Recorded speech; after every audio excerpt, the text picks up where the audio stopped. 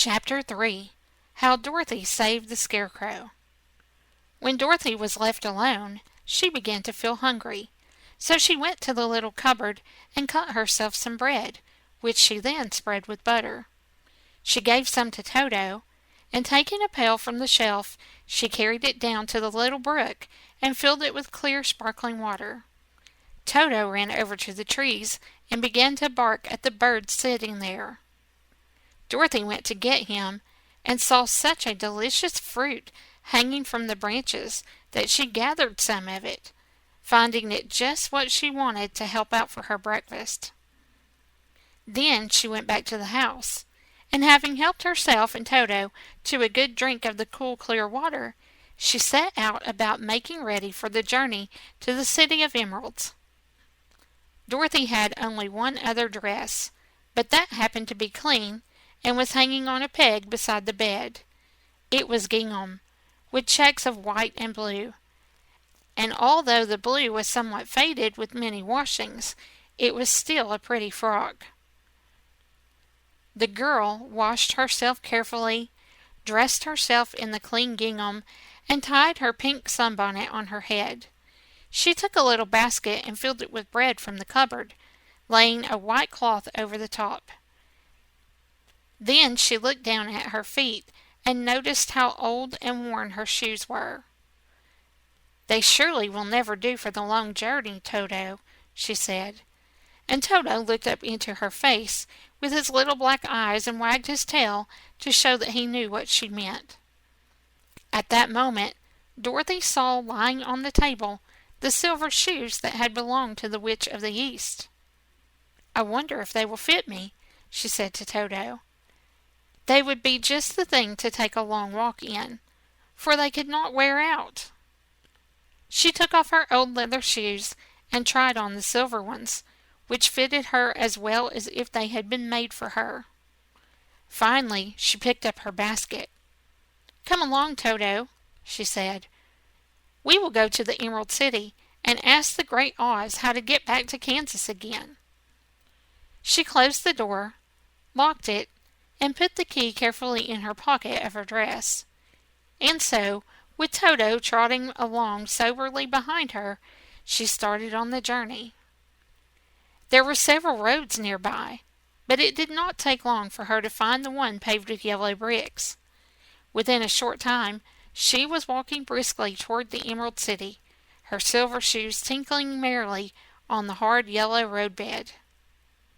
The sun shone bright, and the birds sang sweetly, and Dorothy did not feel nearly so bad as you might think a little girl who had been suddenly whisked away from her own country and set down in the midst of a strange land. She was surprised, as she walked along, to see how pretty the country was about her. There were neat fences at the side of the road, painted a dainty blue color, and beyond them were fields of grain and vegetables in abundance. Evidently, the Munchkins were good at farming and able to raise large crops. Once in a while, she would pass a house, and the people came out to look at her and bow low as she went by, for everyone knew that she had been the means of destroying the wicked witch and setting them free from their bondage. The houses of the Munchkins were odd-looking dwellings, for each one was round, with a big dome for a roof. All were painted blue, for in this country of the East, blue was the favorite color. Toward evening, when Dorothy was tired with her long walk and began to wonder where she would pass the night, she came to a house rather larger than the rest. On the green lawn before it, many men and women were dancing. 5 little fiddlers played as loudly as possible, and the people were laughing and singing, while a big table nearby was loaded with delicious fruits and nuts, pies and cakes, and many other good things to eat. The people greeted Dorothy kindly and invited her to supper and to pass the night with them, for this was the home of one of the richest Munchkins in the land, and his friends were gathered with him to celebrate their freedom from the bondage of the wicked witch. Dorothy ate a hearty supper and was waited upon by the rich Munchkin himself, whose name was Bock. Then she sat upon a settee and watched the people dance. When Bock saw her silver shoes, he said, "You must be a great sorceress." "Why?" asked the girl. "Because you wear silver shoes, and you have killed the wicked witch. Besides, you have white in your frock, and only witches and sorceresses wear white." "My dress is blue and white checked," said Dorothy, smoothing out the wrinkles in it. "It is kind of you to wear that," said Bock. "Blue is the color of the Munchkins, and white is the witch color, so we know that you're a friendly witch." Dorothy did not know what to say to all this, for all the people seemed to think her a witch, and she knew very well she was only an ordinary little girl who had come by the chance of a cyclone into a strange land. When she had tired of watching the dancing, Bock let her inside the house, where he gave her a room with a pretty bed in it. The sheets were made of blue cloth, and Dorothy slept soundly in them until the morning, with Toto curled up in the blue rug beside her. She ate a hearty breakfast, and watched a wee Munchkin baby, who played with Toto, and pulled his tail, and cooed and laughed in a way that greatly amused Dorothy. Toto was a fine curiosity to all people, for they had never seen the dog before. "How far is it to the Emerald City?" the little girl asked. "I do not know," answered Bock gravely, "for I have never been there. It is better for the people to keep away from Oz, unless they have business with him. But it is a long way to the Emerald City, and it will take you many days. The country here is rich and pleasant, but you must pass through rough and dangerous places before you reach the end of your journey." This worried Dorothy a little, but she knew that only the great Oz could help her get to Kansas again, so she bravely resolved not to turn back. She bade her friends good-bye, and again started along the road of yellow brick. When she had gone several miles, she thought she would stop to rest, and she climbed on top of a fence beside the road and sat down. There was a great cornfield beside the fence, and not far away she saw a scarecrow, placed high upon a pole to keep the birds from the ripe corn. Dorothy leaned her chin down upon her hand and gazed thoughtfully at the scarecrow.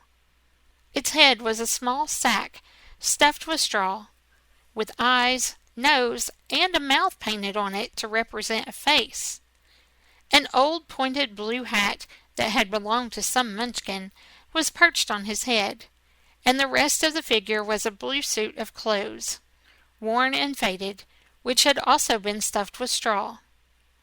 On the feet were some old boots with blue tops, such as every man wore in this country, and the figure was raised above the stalks of corn by the means of the pole stuck up its back. While Dorothy was looking earnestly into this queer painted face of the scarecrow, she was surprised to see one of the eyes slowly wink at her. She thought she must have been mistaken at first, for none of the scarecrows in Kansas ever wink. But presently the figure nodded its head to her in a friendly way. Then she climbed down from the fence and walked up to it, while Toto ran around the pole and barked. "Good day," said the scarecrow in a rather husky voice. "Did you speak?" asked the girl in wonder. "Certainly," answered the scarecrow. "How do you do?" "I'm pretty well, thank you," replied Dorothy politely. "How do you do?" "I'm not feeling well," said the scarecrow with a smile, "for it is very tedious being perched up here day and night to scare away the crows." "Can't you get down?" asked Dorothy. "No, for this pole is stuck up my back. If you will please take away the pole, I shall be greatly obliged to you." Dorothy reached up both arms and lifted the figure off the pole, for being stuffed with straw, it was quite light. "Thank you very much," said the scarecrow when he had been set down on the ground. "I feel like a new man." Dorothy was puzzled at this, for it sounded queer to hear a stuffed man speak, and to see him bow and walk along beside her. "Who are you?" asked the Scarecrow when he had stretched himself and yawned. "And where are you going?" "My name is Dorothy," said the girl, "and I'm going to the Emerald City to ask the Great Oz to send me back to Kansas." "Where is the Emerald City?" he inquired. "And who is Oz?" "Why, don't you know?" she returned in surprise. "No, indeed I don't know anything. You see, I am stuffed, so I have no brains at all," he answered sadly. "Oh," said Dorothy, "I'm awfully sorry for you." "Do you think," he asked, "if I go to the Emerald City with you, that Oz would give me some brains?" "I cannot tell you," she returned, "but you may come with me if you like. If Oz will not give you any brains, you'll be no worse than you are off now." "That's true," said the Scarecrow. "You see," he continued confidently, "I don't mind my legs and arms and body being stuffed, because I cannot get hurt. If anyone treads on my toes or sticks a pin into me, it doesn't matter, for I can't feel it. But I do not want people to call me a fool. And if my head stays stuffed with straw instead of with brains as yours is, how am I ever going to know anything?" "I understand how you feel," said the little girl, who was truly sorry for him. "If you will come with me, I'll ask Oz to do all he can for you." "Thank you," he answered gratefully. They walked back to the road. Dorothy helped him over the fence, and they started along the path of yellow brick for the Emerald City. Toto did not like this addition to the party at first. He smelled around the stuffed man as if he suspected that there might be a nest of rats in the straw, and he often growled in an unfriendly way at the Scarecrow. "Don't mind Toto," said Dorothy to her new friend. "He never bites." "Oh, I'm not afraid," replied the Scarecrow. "He can't hurt the straw. Do let me carry that basket for you. I shall not mind it, for I can't get tired. I'll tell you a secret," he continued as he walked along. "There is only one thing in the world that I'm afraid of." "What is that?" asked Dorothy. "The Munchkin farmer who made you?" "No," answered the Scarecrow. "It's a lighted match."